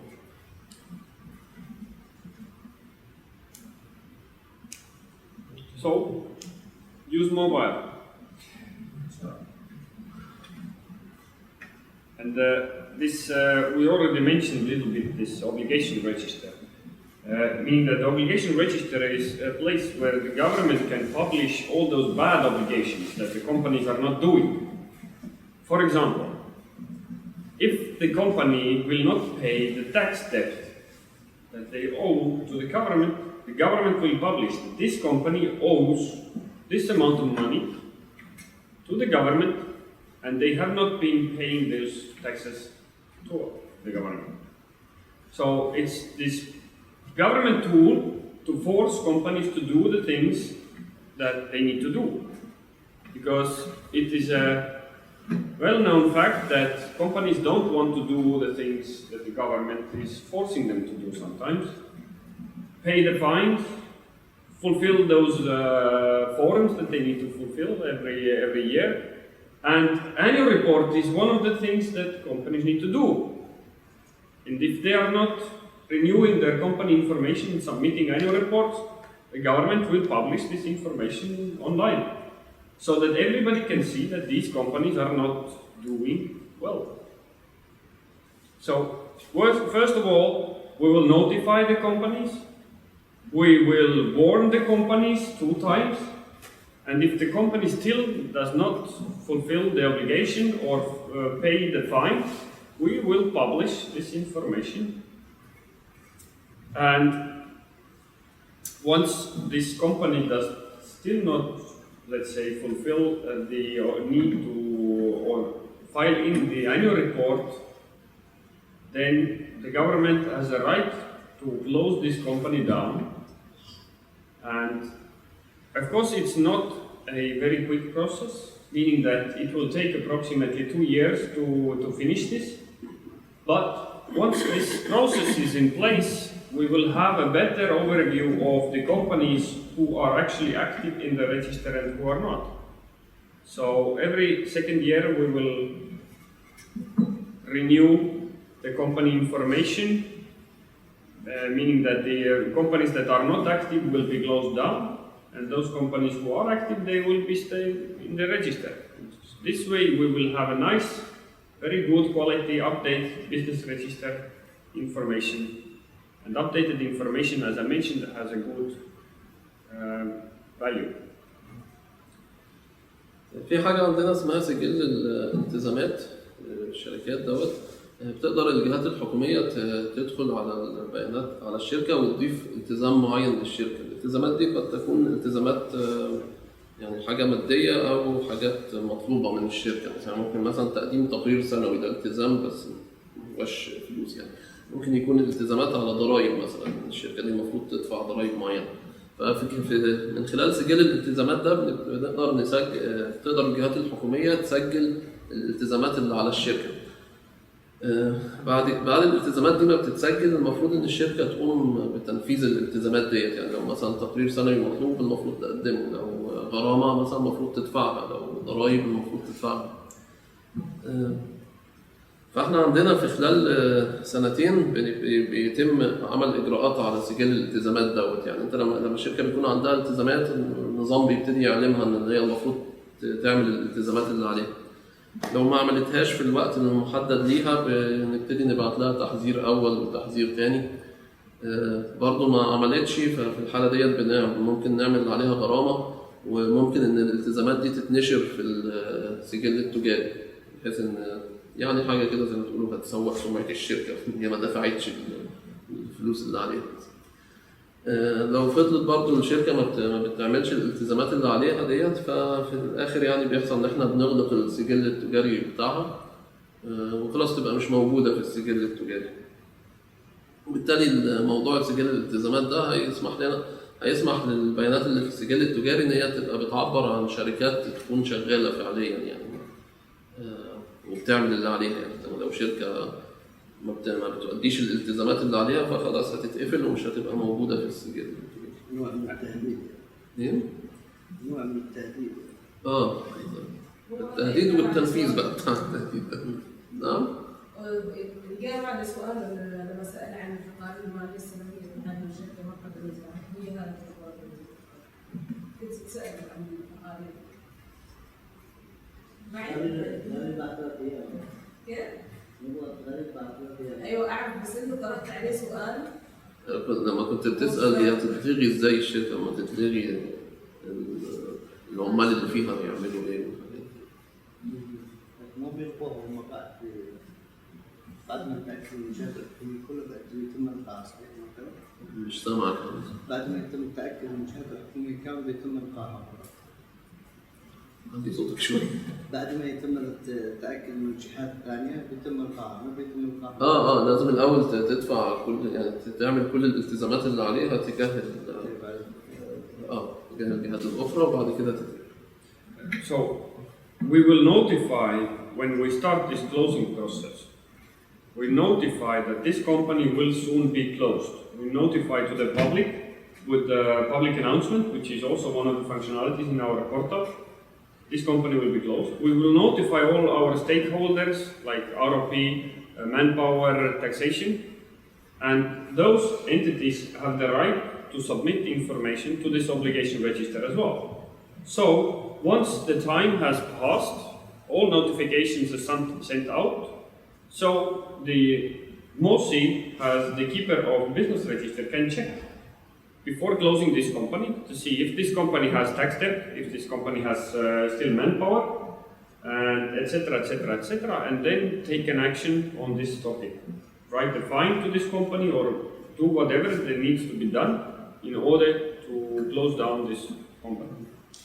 من قبل الشركات ما يتم إغلاقها عشان هي ما عملتش الالتزامات بتاعتها، في رسائل بتتبعت للجهات الأخرى زي مثلا الشرطة والضرايب والحاجات ديت، بحيث إن هم برضو يشوفوا إيه الالتزامات بتاعت الالتزامات، لو في التزامات جديدة مثلا عايزة تتحط، لو الشركة كانت عملت الالتزامات بتاعتها، بحيث إن إحنا ما بناخدش قرار الإغلاق غير بعد ما بنتأكد من جميع الجهات الأخرى المشاركة معانا إن الشركة ديت المفروض تتقفل.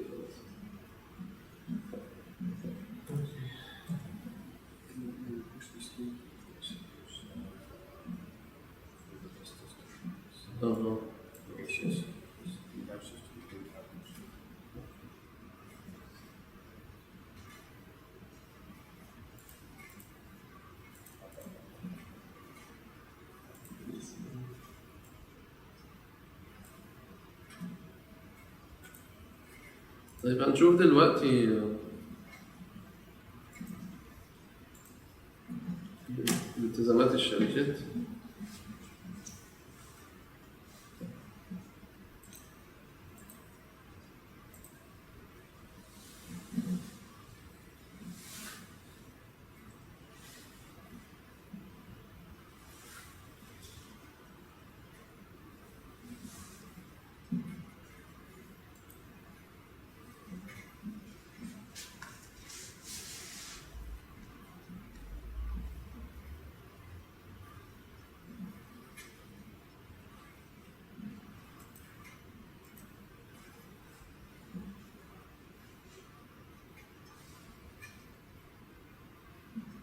I think we'll finish in half an hour.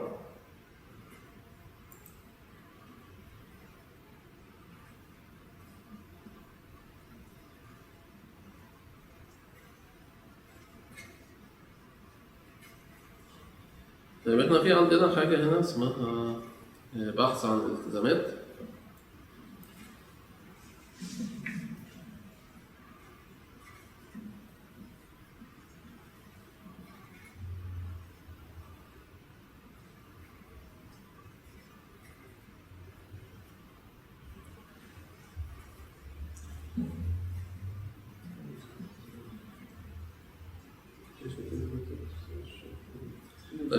search. اوكي. هي دي يعني واحنا بنعرضها لكم دلوقتي من بيئه تجريبيه، ففي بعض الحاجات فيها لسه ما ترجمتش. بس المهم يعني بحث الالتزامات دوت بتيجي تقدر تدخل رقم سجل تجاري او اللي انت عايز تبحث عن الالتزاماته مثلا، وتختار مثلا نوع الالتزام هل هو غرامه ولا ضريبه. ممكن تختار حالة الالتزام، ممكن تختار تبحث تاريخ تسجيل الالتزام أو تاريخ نشره. يعني في شوية معايير للبحث عن الالتزامات. فبتعمل بحث بيجيب لك نظام الالتزامات اللي متسجلة. لو انت كنت حددت شركة معينة فهيجي لك الالتزامات على الشركة دي. احنا هنعمل بحث على كل حاجة، هيجي لنا كل الالتزامات المنشورة في النظام.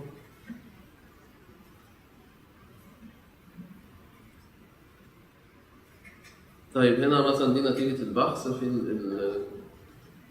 الجهة المالكة دي تقريبا اللي هي الجهة اللي انت صاحبة الالتزام يعني. بس الالتزام مو تلقائيا يحط نفسه يعني؟ نعم. اكتب الالتزام انا اكتبه مثلا اذا عليه تاخير وهكذا ادخله واكتبه او تلقائيا يكتب لنفسه يعني ضغط عليه البحث يعني.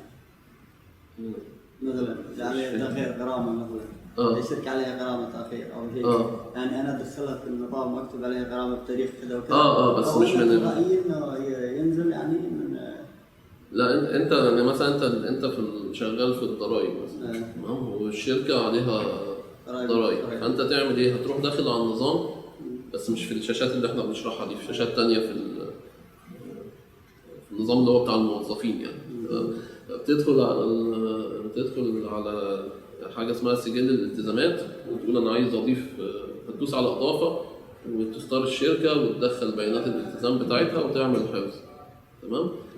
بعد كده لو الشركه دي ما دفعتش الالتزامات اللي عليها بعد فتره، الالتزامات زي ما قلنا بتتنشر على الموقع. فبحث الالتزامات ده اللي هو ده البحث اللي على الموقع. في حاله ان الشركات ما دفعتش الالتزامات اللي عليها، فاي حد بيقدر يجي بقى يبحث يشوف الشركات دفعت الالتزامات ولا لا. فدي شاشه البحث اللي خاصه اللي اي حد ممكن يستخدمها غير بتاعه الموظفين. الموظفين عندهم شاشات تانية بيقدروا يضيفوا التزامات، يعدلوا في الالتزامات. لكل جهه ممكن ايه؟ لكل جهه يعني؟ كل جهه ممكن تدخل تضيف الالتزامات، يعني كل جهه هيبقى ليها صلاحيه على ان هي تضيف الالتزامات. مثلا بتوع الضرايب يدخلوا يضيفوا التزامات الضرايب. الوزاره مثلا بتاعت الان خلاص بعدين ايه؟ عاملين في الحين؟ لا لسه ده this is not this obligation register is available now. Yes, this obligation register is online already, but we don't have yet the content. So we are trying to other government institutions to put in the information, but we are starting this. But the technical part is done. Now all we need is information. Yeah. البرنامج بتاع الالتزامات ده موجود بس لسه ما استخدمش يعني. بس لما يستخدم هيبقى كده. الموظفين هيقدروا يدخلوا بيانات الالتزامات، كل جهه هتقدر تخش تدخل الالتزامات اللي عندها، وبعد كده الالتزامات اللي ما اتدفعتش بتبقى ظاهره من خلال الموقع لاي حد ممكن يبحث عن الشركه دفعت الالتزام ولا لا. فهنا دي نتيجه البحث عن الالتزامات، بيجيب لنا رقم السجل والجهه المسؤوله عن الالتزام دوت ورقم الالتزام ونوعه وحالته وتسجل امتى. وبعد كده ممكن يعني نشوف بياناته عن طريق ان احنا ندوس عرض. This content of this obligation is just a test information right now. In real life, it has more information related what is the obligation and how to solve this obligation, etc. الالتزامات اللي احنا بنشوفها دي من البيئة التجريبية يعني. في التزامات بتبقى محتاجة ان انت تدفع رسوم. في الحالة ديت لو انت المسؤول عن الشركة يعني مفوض بالتوقيع ولا مستثمر، هتقدر تعمل دفع للرسوم ديت.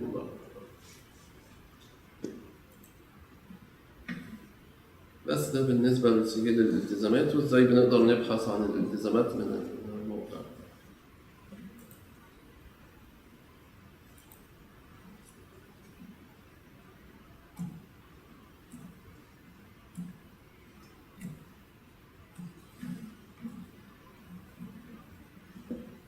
So we see also quite many benefits for the government from these changes that Ministry of Commerce and Industry with its all stakeholders is doing. And we see, well, just to put simply, we see less paper. We don't want to see much paper. We don't want to see any paper. And we already see less paper coming in. And with this, we can put more efficiency to the government services. We can do better than we're doing now. On time, it will improve even more, but we can already see the improvements.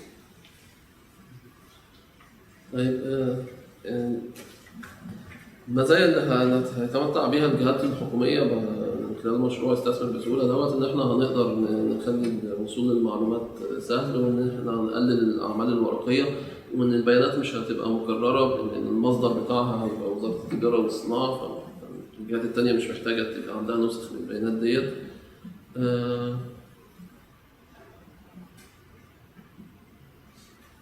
يعني المميزات اللي انتوا شايفينها ديت، يعني هيبقى هنوفر في الوقت والجهد، وهيبقى يعني طبيعة الوظائف بتاعت الموظفين هتتحسن، مش هيعملوا يعني زي ما قلنا في حاجات المستثمر أو المفوض بالتوقيع يقدر يعملها أونلاين وكده.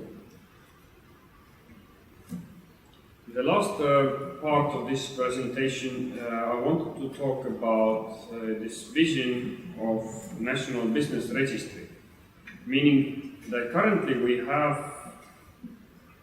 commercial companies registered in Ministry of Commerce and Industry. Then we have some non-profit organizations registered in Ministry of Social Development, Ministry of Sports, and so on and so on. And then we have some craftsmen registered in one place, then we have some legal professionals registered elsewhere. So we don't have today in Oman this single place where we can check all legal entities.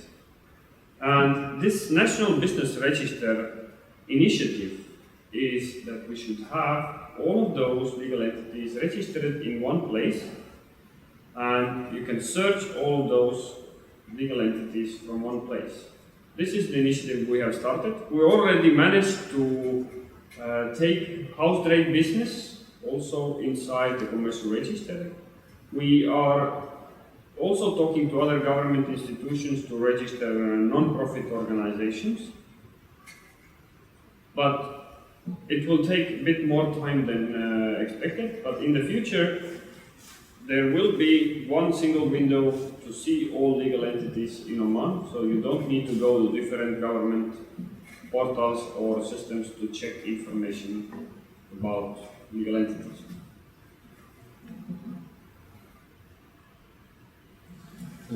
حاليا مش عارف في المستقبل يعني هيبقى في حاجة اسمها سجل الأعمال التجارية الوطني.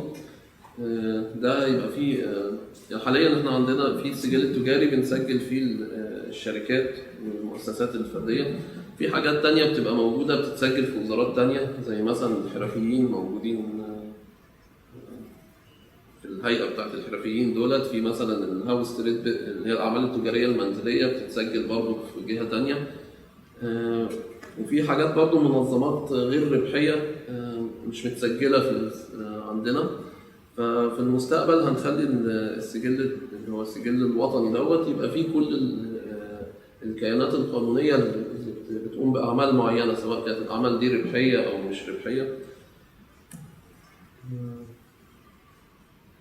On this next slide, we have again good practice from Estonia.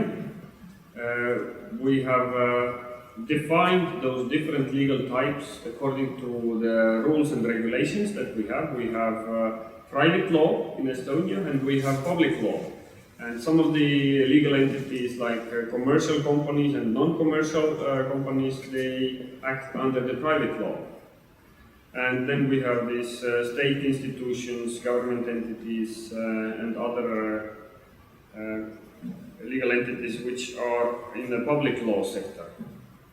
And The same practice we are doing in Estonia, meaning that we are generating the central register, national business register for all legal entities.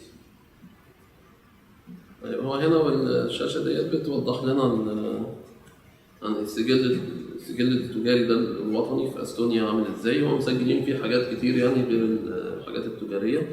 يعني في عندهم طبعا الحاجات التجارية اللي هي تاجر فرد وتضامنية وتوصية والحاجات دي. في حاجات برضو تانية متسجلة فيه زي الأحزاب السياسية والكنايس والمنظمات غير الربحية، وفي الحاجات برضو اللي هي الحكومية برضو متسجلة في السجل الوطني ده. فده برضو يعني الهدف اللي عايزين نعمله في عمان، ان يبقى كل ممكن نقول الكيانات القانونية تبقى متسجلة في السجل.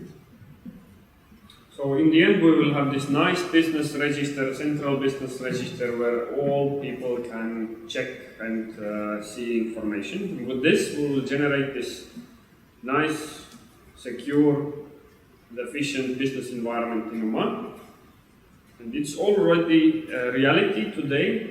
We just need to do some small changes with the help of the users, and we will finish this project in the end, in the middle of this year, in June. The Invest Easy project is finished, and with that we will have better availability of information, we will have better efficiency for the government, and we have better service for the investors. طيب طبعا زي ما اتكلمنا عن الحاجات اللي هي تبقى موجودة في مشروع استثمر بسهولة ديت. المفروض المشروع هيخلص على أواخر 6، وهيبقى متاح من خلاله الخدمات للمستثمرين وللجهات الحكومية كل جهة يعني محتاجة المعلومات ديت.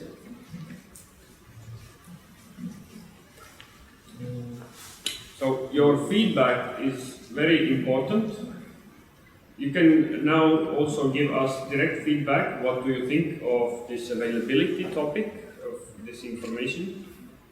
You can always write to us to this email, which is investeasyteam@mosi.gov.om, meaning that if you have any problems or recommendations, you can always write us there. We can understand that there is also negative feedback. Some of the information is not always, or some of the changes are not always done the best way. So if you can find the best or better way how to solve the problems on the real life from the practitioner side, just always welcome to send us feedback. طبعا يعني رأيكم مهم. فلو انتوا عندكم شايفين حاجات ناقصة، حاجات محتاجة تعديلات، حاجات شايفين ان انتوا ممكن تتعمل بطريقة أحسن، فممكن كل آرائكم ومقترحاتكم تبعتوها لنا على الإيميل اللي هو investeasyteam@mosi.gov.om. سواء كانت يعني رأيكم سواء كان إيجابي أو سلبي، يعني يا ريت تبعتوه لنا على الإيميل ده. Do you have any questions or recommendations?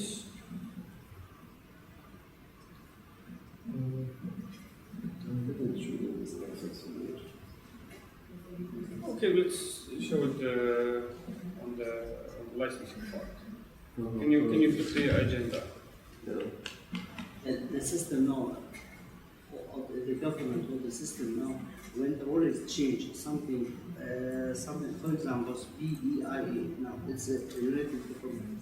Now it's given authority to take the amount of and take all the permissions, everything that will come from the organization itself. It's not from the member or another, it's not another organization or itself. Okay. Authorized. How can you use it with the systems?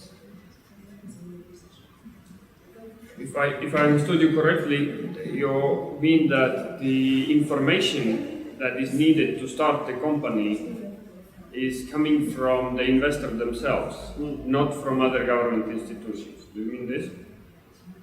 Meaning that when you start a company, you should give this information yourself. Why should you ask this from government I think you institutions? get my point. If I am not some government entity, they get permissions to do anything. It's not need to go to the Ministry of Manpower, it's not the municipality. The organization do everything. It's authorized by other. How they can use benefits? They can take benefits from this program, this TC. Who should? PEIE now, for example, the role is coming now. PEIE? Yeah, it's government institution. Well, government institutions, well, that's... No, it's not yet. This role now, legislations is not coming. It's not the Ministry of Manpower, it's not the Ministry of Commerce, it's not really things. Our organization do all permission from itself. Everything they do. It's not need to go to the Ministry of Manpower, it's not need to get the Ministry of Municipality. Okay. The organization doing everything. So is it like a free zone? You mean like... It's like resource. Okay. So, but they are okay. Well, again, the information availability, meaning that this information should be here as well. The information about the entities that are doing this kind of regional issuing of licenses, regional approvals, etc., etc. All this information about free zones should be also in the InvestEasy portal. And those government institutions have access to this business register information, also annual reporting and licenses, meaning that they can get access and use this information in their work. This is what you mean, right? And behind this system, it's not only MOSI. Behind the system is other government institutions like Manpower, ROP, and taxation as well. So if there is needed some approval from those institutions, it can be integrated into the system as well. But if it is not needed, If it's not needed, then it's not needed. you will design a program special for this government or what? Yes, the rules of this business registry management system enables to say that this free zone or this area has special rules, meaning that they can do things a little bit differently. So you can design this program in a way that to fit your needs. So it's possible to design. So all we need to have is those rules.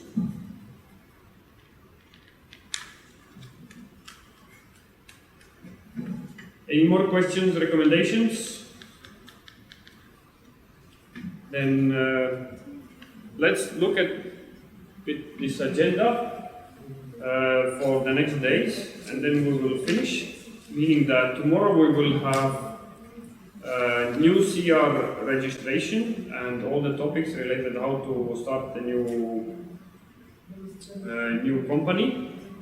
We will do this training not in here. We will do this training in Ministry of Commerce and Industry inside our small meeting room. We will probably fit in there, and you can choose the morning session or the afternoon session, whichever is best suitable to you. The day 3 will be updating CR information.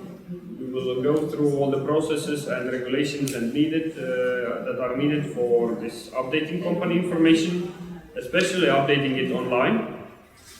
And we will have day 4 annual reporting.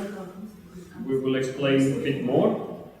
The last 3 days are again here in this room, and day 5 is licensing. We will look at the changes in the licensing, how it will become faster, how it will become simplified and better to do business in Oman and apply for licenses.